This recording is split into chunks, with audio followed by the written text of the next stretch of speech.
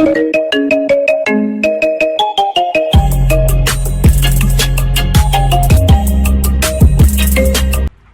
hello, chào mừng mọi người trở lại với channel của mình. Em sẽ tiếp tục tựa game Sherlock Holmes, tội ác và trừng phạt. Nào, let's go.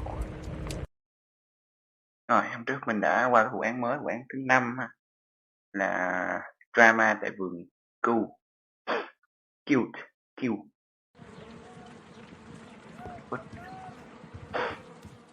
Rồi, kiểm tra cái thư coi nó có gì mới.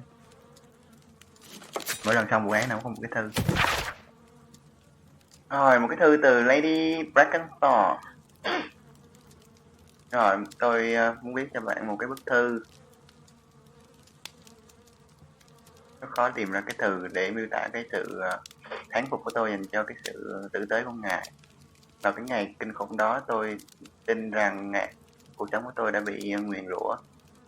Nhưng mà tôi cũng nhận ra có một người trên thế giới mà yêu tôi thật lòng và tôi cũng yêu lại. Đó là ngài thuyền trưởng Jack Crooker. Rồi, tình yêu của anh ta cho tôi cái lý do để sống tiếp. Rồi, nếu mà tôi không thể bên nhau đến trọn đời thì tất cả những cái việc này cũng không xảy ra nếu mà không có ngày hôm. Happy Grand Affair. Ok, cái màn này perfect luôn. Màn này, cái này cũng perfect nè. Cái màn này cái màn này mình nhìn giải theo cái hướng sai hay sao. Cái này cũng không perfect. Rồi, Find the Stolen Plant, tìm những cái cây bị đánh cắp từ cái triển lãm. Cuối cùng Kill Garden. Rồi, let's go. Kill Garden.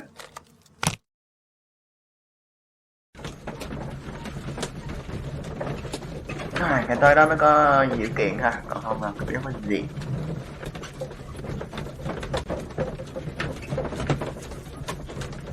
Ông đây là cũng đọc cái sách tội ác và trừng phạt luôn kìa. Có cuốn sách này, có cuốn tiểu thuyết tên là tội ác và trừng phạt, mình chưa có đọc. Hình như có phim luôn hả? Phim hình như của cái bà gì mà đóng trong cái biển Caribe đóng. Cái gì quên tiêu. Bà ốm.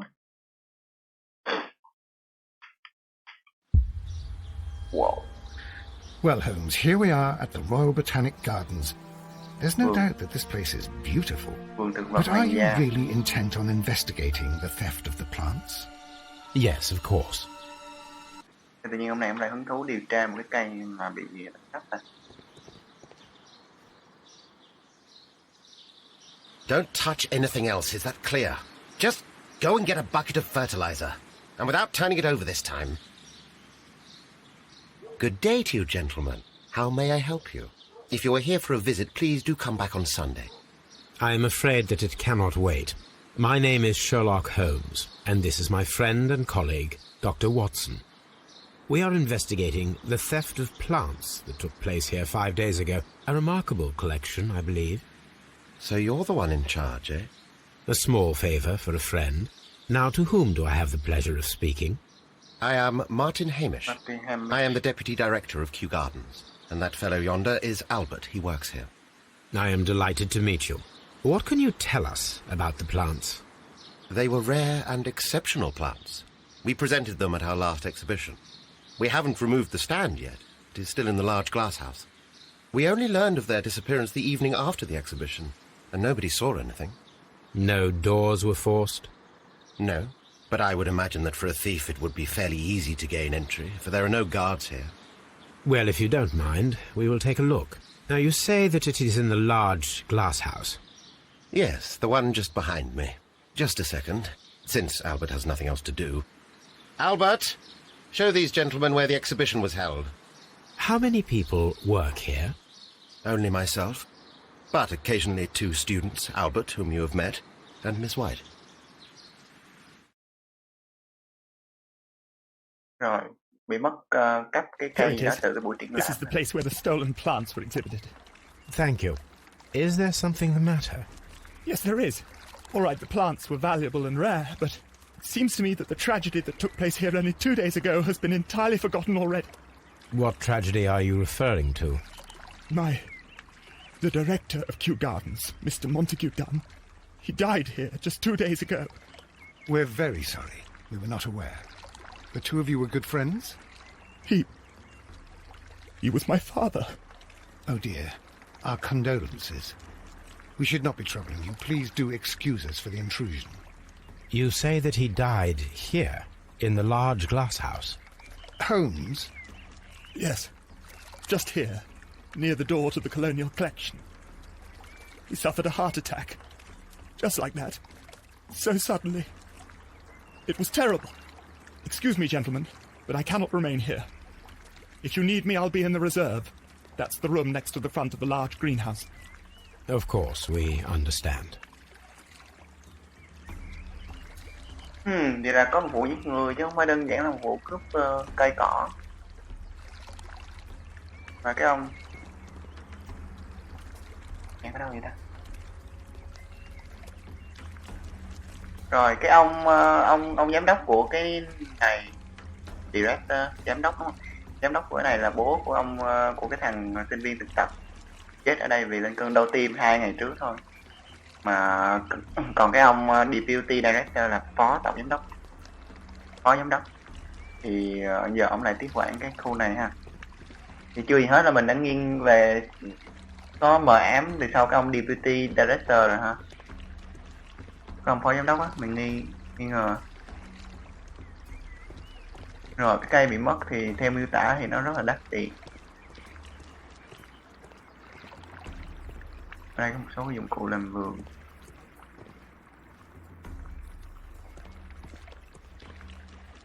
Bên giữa có quỷ. According to Albert, this is where his father, Montague Dunn, was found dead. Tìm thấy chết ở đây lên cơn đau tim ha. Ok, mình bấm T. Đây ta. Footprint, dấu chân. The traces are thinner in some places. Sao cái dấu nó kỳ vậy? These boot marks are fresh. It appears as though someone was dragging their feet. The footprints reveal that someone staggered here. Mình lê chân đúng không? Lê chân kéo đi đúng không?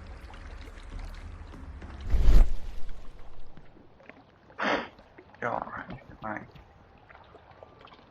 The door was smashed at shoulder height. Cái cửa bị đánh. This door handle is new. It was recently changed. Vậy là cái này đã bị thay cái tay nắm cửa rồi ha. The esconson was breached near the handle. The door was forced from the inside of the colonial collection room. The handle was changed afterwards. I think we need to inspect the colonial collection room. Rồi giờ cái cửa này bị phá từ phía bên trong, nghĩa là ai đó bị nhốt trong đây ha.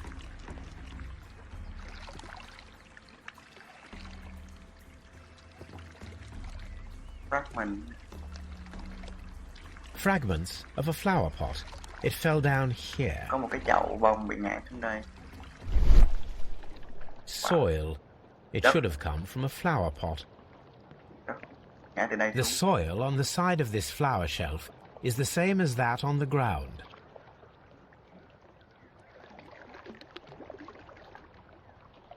Đây có một cái chậu bể ha. This pot was broken fairly recently. A flower pot recently fell down from these shelves and was misplaced. Có một cái chậu ngã từ đây xuống và nó đã biến mất. Đây có dây điện gì nữa đây? These trees with their roots in water must originate from Louisiana. Ah, yes, the bayou. I remember our visit in the case of the Awakened. Cây này tại sao nó lại mọc dưới nước ăn ngộ ha? Như kiểu cây đước. Cái này nó kỳ kỳ lắm luôn.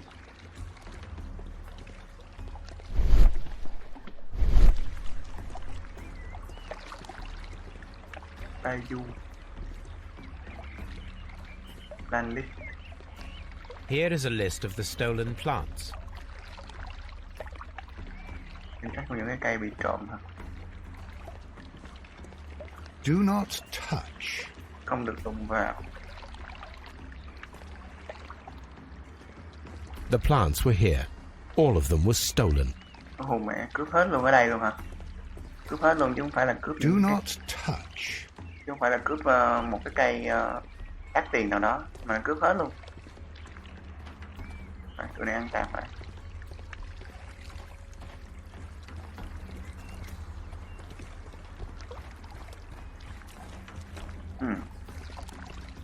Gì đó mới hiện ra nữa ta. Blood. Blood. Máu. Blood. Máu. This sign is broken. Something heavy was dropped upon it. Someone fell violently against this sign, and they were injured in the clash, most likely a head wound. All the clues around here are quite suspicious. I need my imagination to make sense of it all. Rồi. Có ai đó ngã xuống cái này, làm cái này nó ngã, nó bể ha. Và chảy máu. Một cái vết thương ở đầu.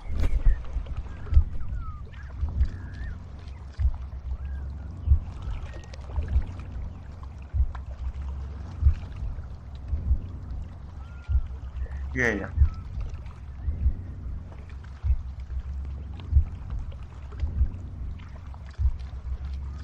Đi vào xong rồi quơ trúng cái chậu, ngã xuống rồi té xuống đây, ngã trúng bể cái này.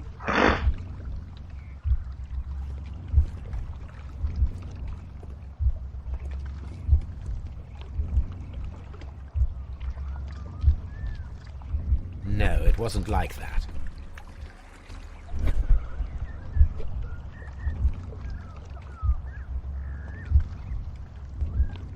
Oh, knocking over the pot.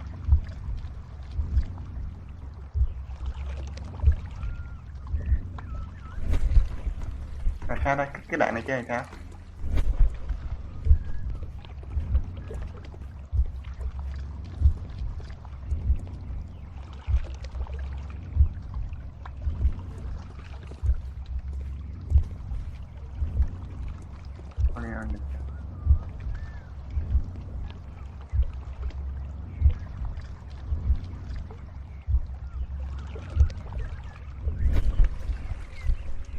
Ủa chỗ này chơi sao ta? À.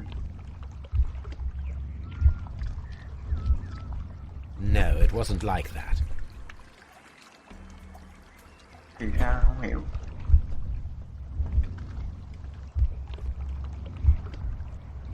À, phải breaking the door trước.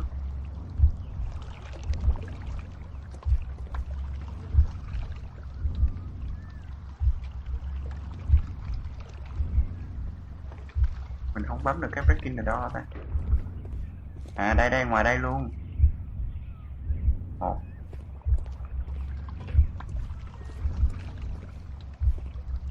Rồi xong rồi knocking over the pot.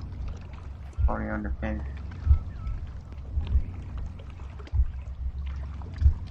Phá cửa xong vào.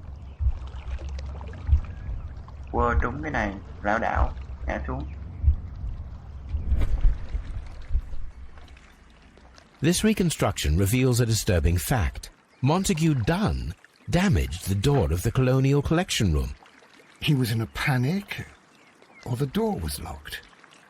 Was it an accident, or a murder then, I wonder?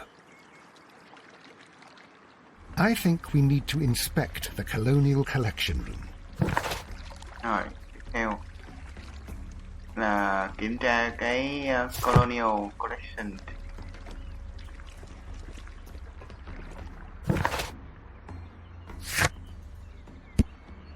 Ở đây mình có một cái danh mục những cái cây bị đánh cắp và cần phải search archive ha. Cửa này nó bị phá và đã được xây mới lại, sửa chữa. Giờ cái Colonial. Very strange. Half of the Colonial Collection is absent. Colonial Room Parameter. According to this, they have light and moisture control in some parts of the building. Có hệ thống kiểm soát nhiệt độ và ánh sáng ở một số phần của nhà. The smell is strong. It is a detergent. Này là thuốc tẩy đó. Bữa trước mình chơi game kia mình có tra rồi, game Siberia. Stone chip là cái gì? Đá gì đó. This broken fragment was the result of a heavy blow. A fragment of marble, most likely chipped from a statue or sculpture. Từ một cái bức tượng gì đó. Ở đây vẫn còn cái gì nữa. These windows were perfectly cleaned. Part of this greenhouse was emptied and thoroughly cleaned. Rồi, cái chỗ này nó sao ta? Nó không có gì hết, nó trống rỗng mà nó lại được chùi rất kỹ. This is one of the outlets of the ventilation system. Đây là hệ thống thông khí.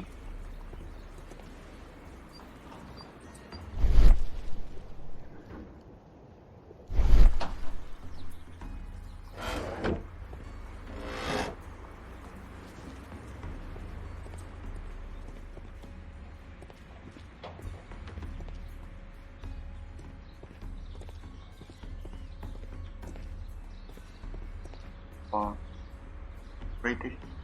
These plants come from all the territories of the British Empire. Cây này cây thúi đúng không? Cây bông thúi đúng không? Alaska. Nó bắt mình suy luận ha. Có 2 cái. Suy luận gì đâu.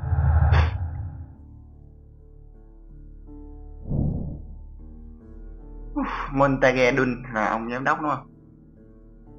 Cái này rất là kỳ lạ. Tại sao ông ấy lại đóng cái cửa đi vào cái phòng Colonial Collection? Tại sao ai đó lại lau sạch và dọn sạch cái phòng? Đây là một cái bẫy hoặc là một cái tai nạn. Rồi bây giờ mình có một cái nhiệm vụ mới là perform autopsy về Scotland Yard.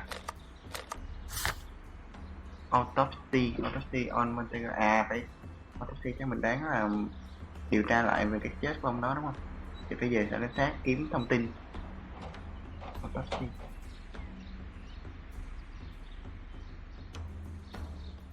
Từ điển nó lắc mà nó còn quảng cáo nữa.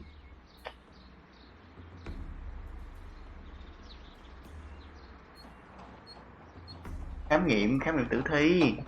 Cái ông Montague có lên da 2 ngày trước ông mới chết, không biết là cái xác đã được đưa về Scotland Yard hay là chôn mẹ.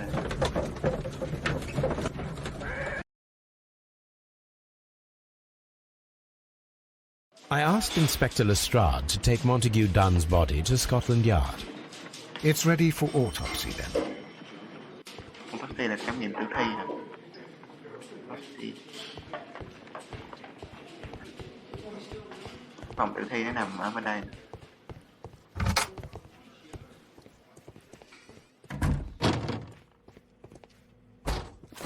First of all, let us carry out an external examination. There are no suspicious marks upon the chest. Let us finish our external examination so that we can proceed with the autopsy. The air from the lungs carries a faint floral aroma. Có mùi aroma là mùi hương. There is an injury to the skull, most probably caused by the fall in the water lily greenhouse. Rồi, cái này là cái vết thương trên đầu ha. There is an injury. The vessels and the pupil of the eye appear quite normal. Rồi, mắt bình thường. Đây. Nothing suspicious here. Da không có gì đặc biệt. Cái phải. No redness, stings or bruises. Không có dấu hiệu gì đặc biệt đúng không? Now, let us examine the internal organs. Rồi bây giờ khám nghiệm nội tạng. Này để Watson làm. Má ghê vậy trời. Ok. Trời moi ra luôn hả? Mà mình đi học cũng có thực hành ở trên bàn mổ, nhưng mà thực hành chơi thôi. Nhưng mình không phải là bác sĩ. Bác sĩ nó mới soi kỹ. The lungs are congested and edematous. Phía sau này mới thấy có dấu hiệu nè. The tissue on the inferior lobe of the right lung is damaged. most probably Độc, caused chất by độc. toxins from an unknown plant. Một cái chất độc từ một cái cây nào đó. Rồi tiếp theo tới tim ha. The heart's blood vessels show no pathological signs. Không có dấu hiệu gì đặc biệt hết.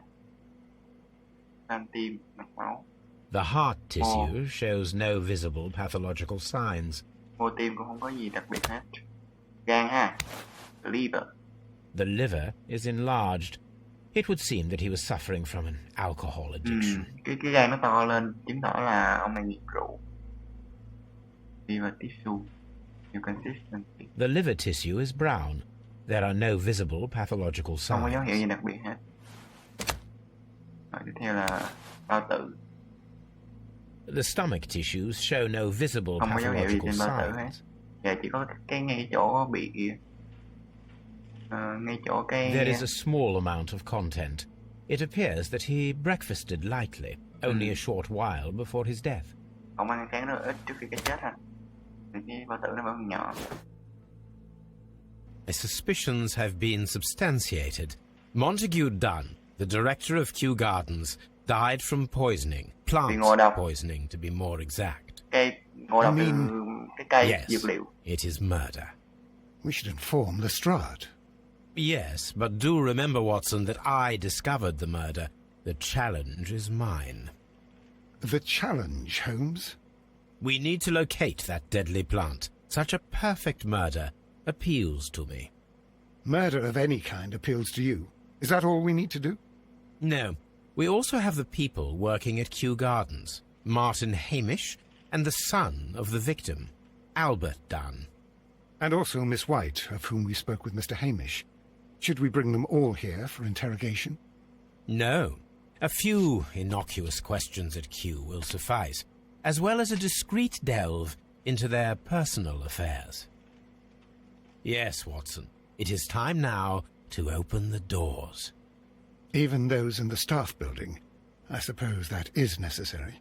We should also be concerned with the victim himself. After all, we don't know very much about Montague Dunn. You're enjoying this already, aren't you? More than a little.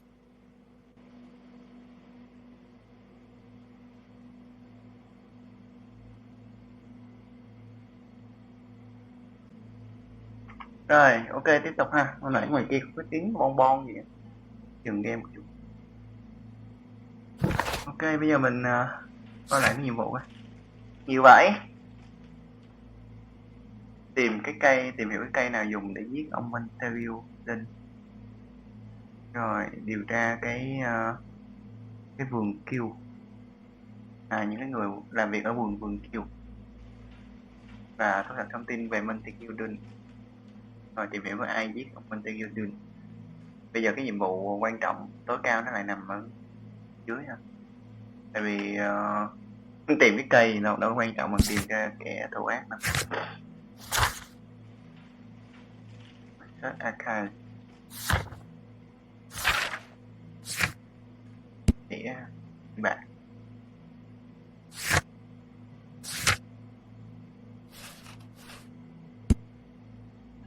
chưa có thông tin của người mới trong này ha. Bây giờ một là về Baker Street, hai là về Kew Garden. Chọn cái nào? Nghiêng về Kew Garden trước ha. Về Kew Garden trước. Có hai task cần làm. Một là điều tra những cái nhân viên ở Kew Garden, hai là quay về nhà để tìm hiểu về những cái cây á, những cái cây thực vật dược liệu.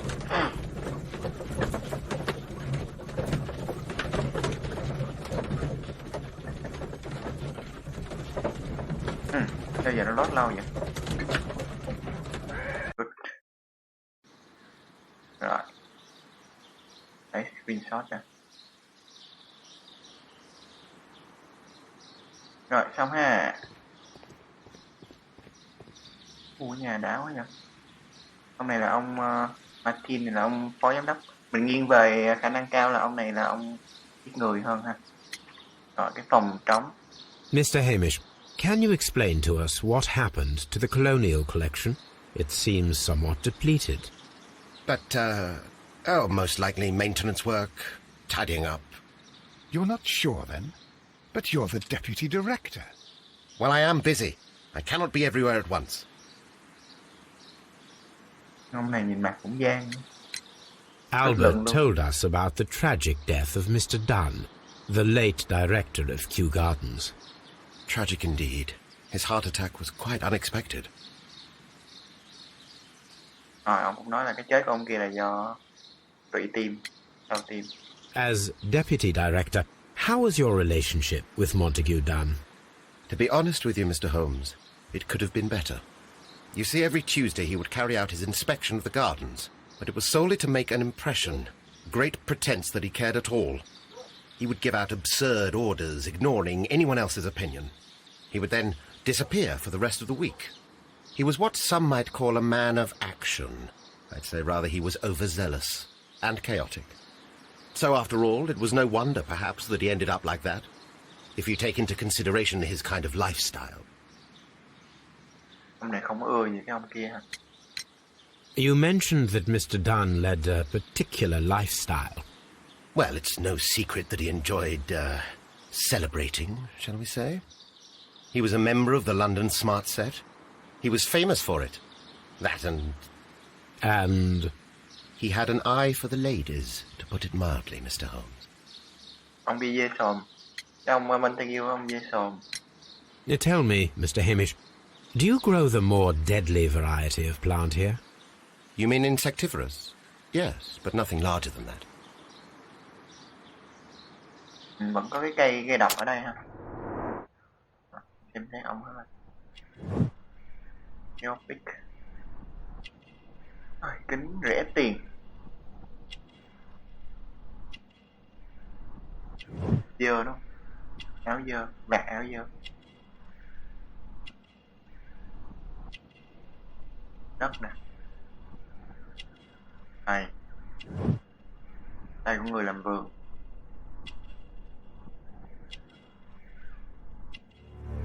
Chưa cưới.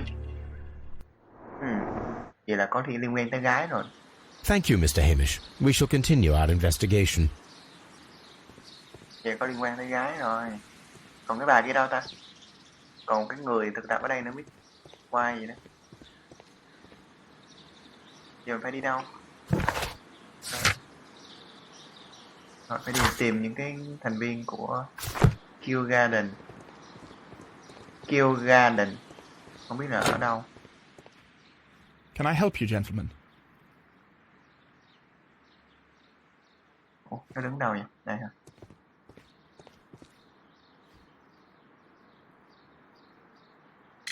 Miss White ha? Who is Miss Margaret White? Margaret White. She is the young lady who studies with me. She visits here sometimes to help out with the greenhouses. In fact, she should be here today. She wanted to work at the seed house. That's the small greenhouse across from the large glass house. Rồi, bà đã đang làm việc ở phòng hạt. Do you work here? Yes, but part-time only. For I'm also studying botany at the University of London. You're following in your father's footsteps, then. That is commendable. Well, even if botany is not my strongest suit, there are people who say that I could be a good manager. We noticed that a part of the colonial collection has been cleared. Ah. At the moment, I'm just dealing with the storage room. I don't know much about the other rooms. I imagine that your relationship with your father may have been a strained one. Yes. I cannot say that he was a kind man, for he never listened to me at all. He forced me to work here. But now, after his death, I've been pondering it over. Perhaps he wasn't so wrong about me after all. I have to follow his path, and I have to manage Kew Gardens, and I can do it. I can be as good as any other who works here. Would you please tell us about Martin Hamish, the Deputy Director? Well, I have to tell you that Mr. Hamish is not and has never been the Deputy Director of Kew Gardens. My father would not have tolerated it. Indeed? That is most interesting. He told us that he was. Yes, because he believes that the management should be passed down to him now that my father is dead. But in actual fact, Mr. Hamish only has the honour of being the garden's longest-serving employee. In fact, if we are to think logically at all, should be me who takes over the management of Kew Gardens. Do you not have a good relationship with Mr. Hamish? I suppose so. But we have very little in common. Mr. Hamish loves his plants and Kew Gardens, and I cannot say that I share his passion. I see. And how was his relationship with your father? Oh, he hated my father. It was obvious. He would be furious whenever my father boasted of Kew Gardens in the newspapers or at conferences. He was convinced that my father was stealing all of the credit for himself. But my father treated Mr. Hamish in the same way as he treated anyone, dismissively, with indifference.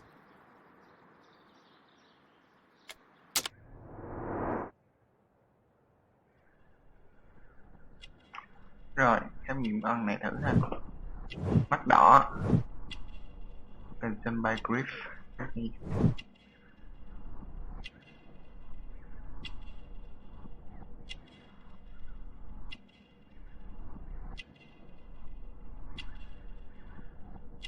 Nỗi đau buồn.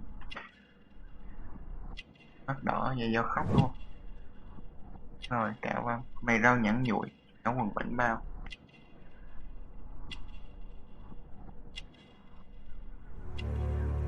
Tay sạch.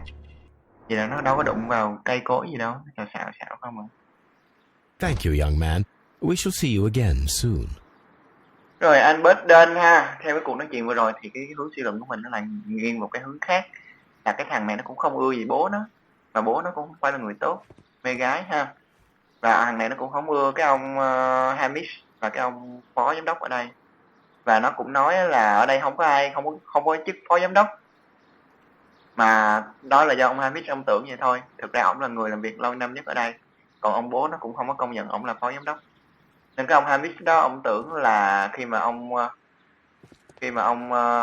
giám đốc ông chết đó, ông Dune ông chết đó, thì cái chức giám đốc sẽ nhường lại cho ổng, nhưng mà thực ra không phải. Thực ra cái thằng này nó muốn lấy cái chức đó, nó chăm sóc cái này, cái vườn này.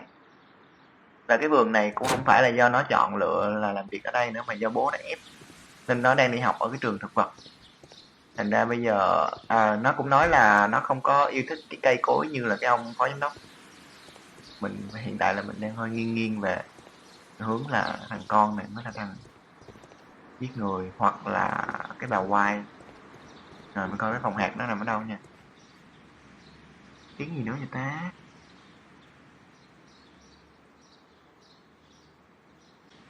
Rồi tiếp tục. Giờ tiếng cưa, tiếng khoan rồi. Bây giờ mình phải ngồi nghỉ một tiếng mới chơi tiếp. Rồi, nó nói cái phòng hạt nằm ở đâu ta? Phòng gieo hạt đi ngang qua cái này. Đúng rồi, giờ phía sau đó. Chắc là bà đó hả? Look, Holmes, this charming lady must be Miss White. She's entering the seed house. Thảo, seed house. There is a smell of burning. Có mùi cháy hả? Ồ, nó mới đốt cái gì vậy ta? Mới đốt cái gì á? Ta coi coi.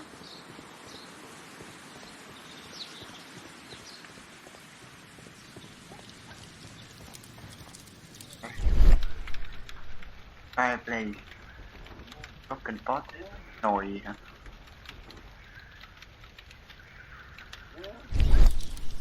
Nồi đất. The symbol is not from Kew Gardens. Cái chậu đó không phải từ Kew Garden. The remains of a picture frame. Một cái bức tranh. Một cái mặt nạ. A protective mask. Mặt nạ phòng độc. Vậy là có thể là cái ông kia bị trúng độc chết không ta? Someone set it alight, but it did not burn. Hay nó không có bị cháy hết. A door handle? Why would anyone throw such a thing in the fire? The door handle to the colonial collection and that of the fireplace are made of the same material. Oh shit. Cái tay nắm cửa của cái phòng A broom handle was half burned. Trời.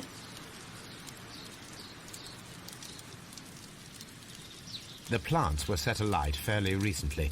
Some have not completely burned. Mẹ, không lẽ mấy cái cây quý nó bị đem ra đây đốt hết rồi ta? Wow, khói đen kịch luôn. Còn gì nữa không?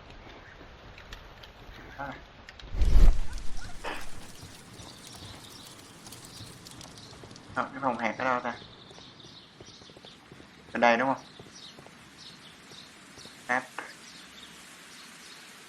Nursery, phòng cứu thương, phòng hẹp, rồi thống thông khí, right tropic. Đây là cái khu vực cái vườn nè. Townhouse Director Office, phòng của giám đốc, phòng thí nghiệm, Colonial Collection. Cái khu này là khu sen, Water Lily là súng hay sen mà không biết. Right tropic, đới khô. Mình đang ở đây. Ok, chiếc house nằm bên đây. Ủa, còn bấm vào đường nữa hả? Next, Holmes?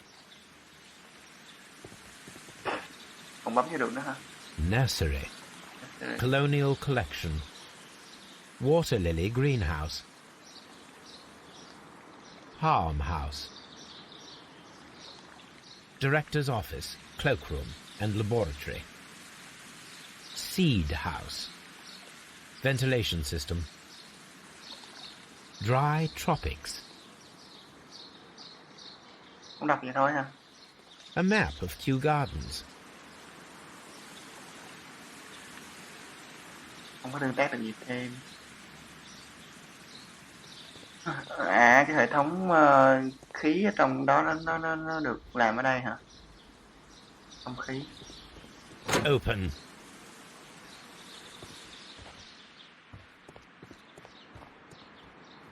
Người đẹp. Mà lên. Good day to you, miss. You have some very beautiful plants here.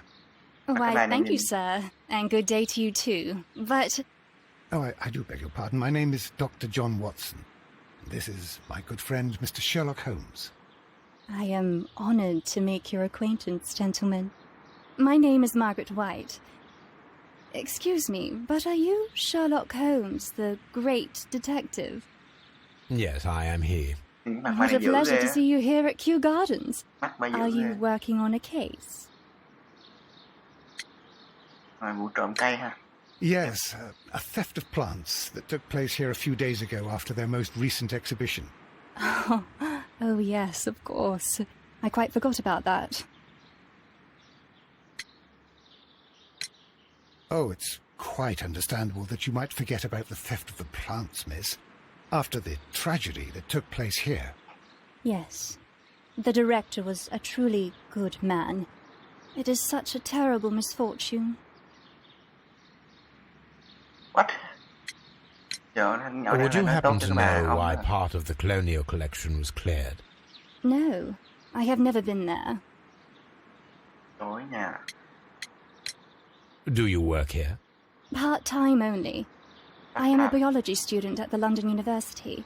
I attend the same classes as the son of Mr. Montague Dunn. That is how I found my chance to work here for part of my thesis, you see.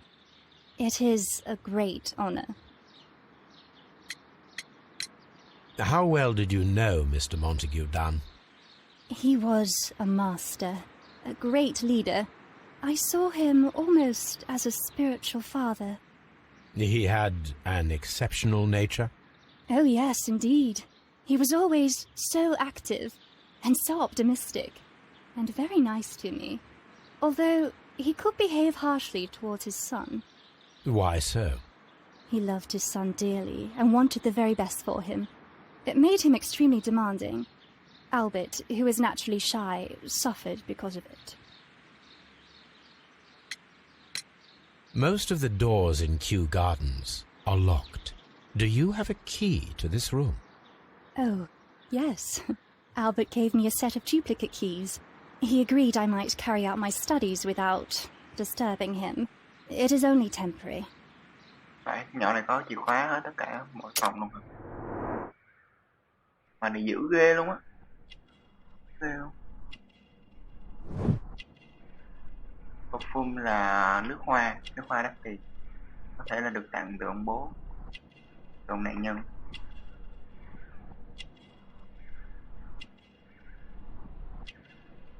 Tay bị đánh đập nè. Chưa cưới. Mẹ mấy cái vết đỏ này mà nó không có thôi à.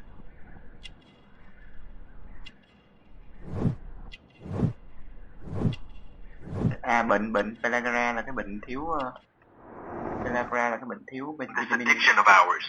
Thank you, miss. None of the three people who work at Kew Gardens know why half of the colonial collection was cleared. So, someone is lying. It is obvious.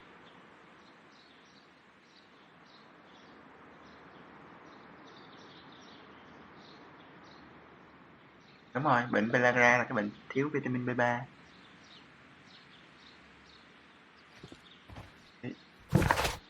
Và nhiệm vụ tới đâu à? Inspect Cougar and start building. Chưa xong nữa hết à? Rồi, nhưng mà cái tập này dài nữa ha. Lấy cái screenshot nè. Screenshot có người đẹp. Rồi, ok, tập này dài rồi nên mình tạm ngưng ở đây ha. Mình sẽ tiếp tục trở lại những tập sau cho đến khi hoàn thành series. Mong mọi người tiếp tục ủng hộ series, ủng hộ kênh của mình bằng cách like, share, subscribe, comment giúp mình. Cảm ơn và bye bye.